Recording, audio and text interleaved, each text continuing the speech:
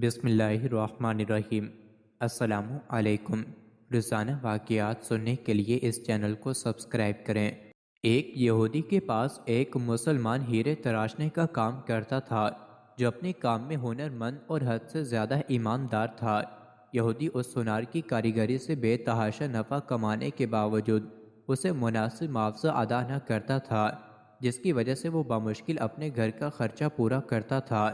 یوں ہی کام کرتے کرتے اس نے عمر گزار دی۔ اس کی بیٹی جوان ہو گئی۔ وہ اپنی قلیل آمدنی میں سے کچھ بھی جمع نہ کر سکا۔ بیٹی کی شادی کے لیے سونار کاریگر نے یہودی سے کچھ رقم بطور ادھار مانگی۔ کروڑ پتی یہودی نے رقم دینے سے معذوری ظاہر کر دی۔ سونار اپنی قسمت کو برا بھلا کہتا ہوا گھر لوٹ آیا۔ رقم ادھار نہ ملنے پر بیوی نے سخت ناراضگی اور طعنوں کی تیر برسا کر الگ استقبال کیا۔ پریشان حال بیچارہ ساری رات سوچتا رہا اب کیا ہوگا۔ دوسرے دن وہ دکان پر کام کے لیے نہ گیا۔ بعد میں یہودی سونار کے بلانے پر جب وہ دکان پر پہنچا تو اس کے ہاتھ میں ایک پوٹلی تھی جو اس نے یہودی کے سامنے کھول کر رکھ دی۔ اس میں قیمتی ہیرا دیکھ کر یہودی سوالیہ نگاہوں سے کاریگر سونار کی طرف دیکھنے لگا۔ کاریگر بولا، مالک یہ ہمارا خاندانی ہیرا ہے، اسے بیچنے کی اجازت نہیں۔ آپ اسے گروی رکھ کر مجھے کچھ رقم دے دیں، میں آپ کو رقم لوٹا کر اپنا ہیرا واپس لے لوں گا۔ یہودی راضی ہو گیا۔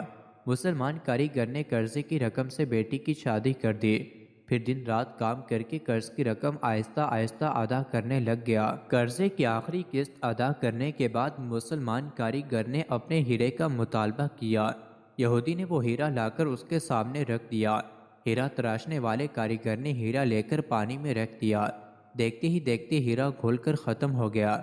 ہیرا تراشنے والے کاریگر نے کہا، مالک کی مصری کی ڈلی تھی جسے میں نے اپنے فن سے ہیرے کا اس طرح سے روپ دیا تھا کہ آپ جیسا سونار بھی دھوکہ کھا گیا۔ آپ نے میری عاجزی اور درخواست پر قرضہ نہ دیا، جس کی وجہ سے مجھے یوں آپ سے رقم نکلوانی پڑی۔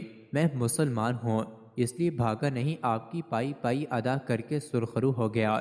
افسوس کہ آپ نے میری قدر نہ کی، اس لیے ملازمت چھوڑ کر جا رہا ہوں۔ کاریگر یہودی کو پریشان چھوڑ کر چل دیا۔ مزید ایسی ہی ویڈیوز کے لیے